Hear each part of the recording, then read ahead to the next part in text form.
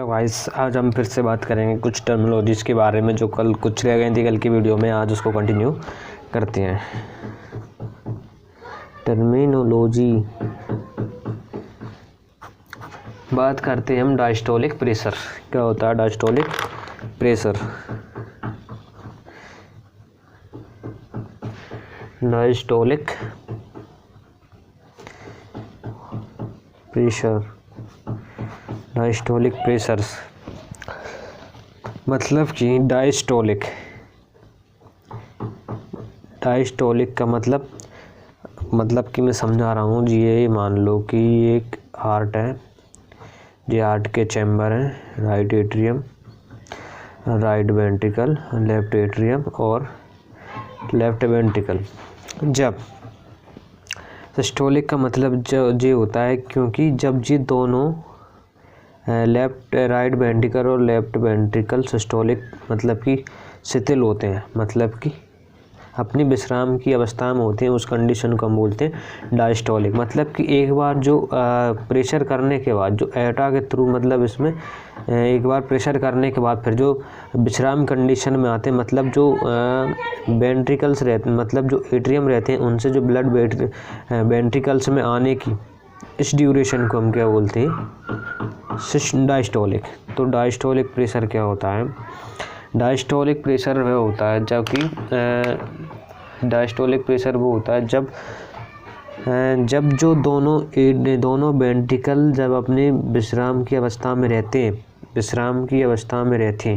उस कंडीशन को हम डायस्टोलिक प्रेशर बोलते हैं। इसकी अपोजिट मान लो सिस्टोलिक प्रेशर। सिस्टोलिक प्रेशर क्या होता है? सिस्टोलिक प्रेशर ये डायस्टोलिक मतलब कि विश्राम कंडीशन में शिथिल होना, और जो सिस्टोलिक मतलब कॉन्ट्रैक्ट मतलब कि धकेलना।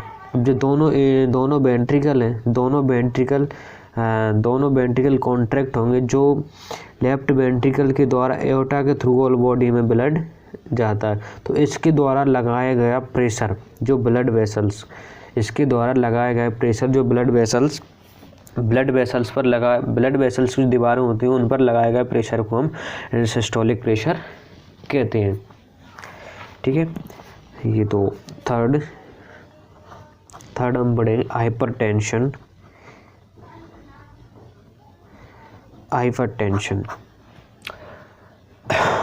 हाइपरटेंशन क्या होती है? हमने देखा था कि एक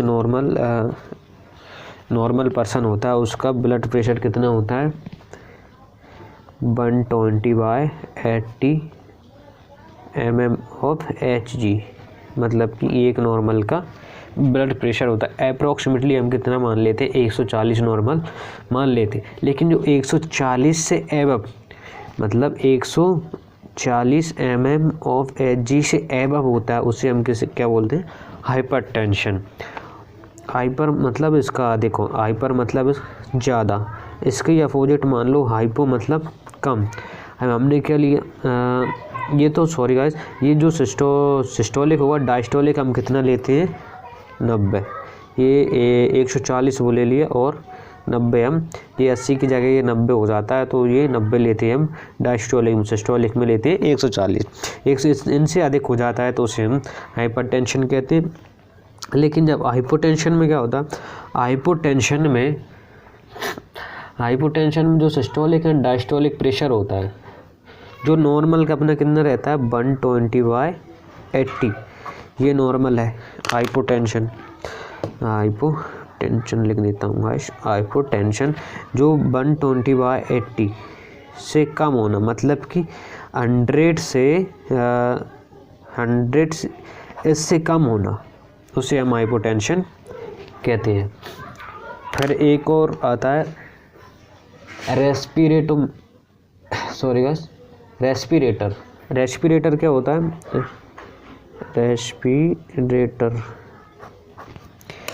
रेस्पिरेटर ये होता है कि इसके थ्रू जो भी पर्सन है मतलब वो रेस्पिरेशन नहीं कर पा रहा है, कोई भी पर्सन, तो इसके थ्रू हम आर्टिफिशियल रेस्पिरेशन प्रोवाइड इसके रेस्पिरेटर होता है ना, इसके थ्रू हम पेशेंट को आर्टिफिशियल ऑक्सीजन प्रोवाइड मतलब उसे रेस्पिरेशन करवाते हैं आर्टिफिशियल तरीके से। ठीक है गाइस, और एक और होता है रेस्पिरोमीटर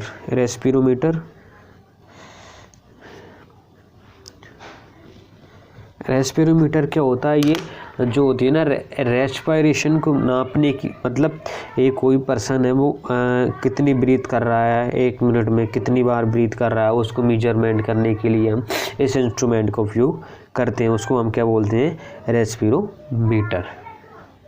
ठीक है गाइस।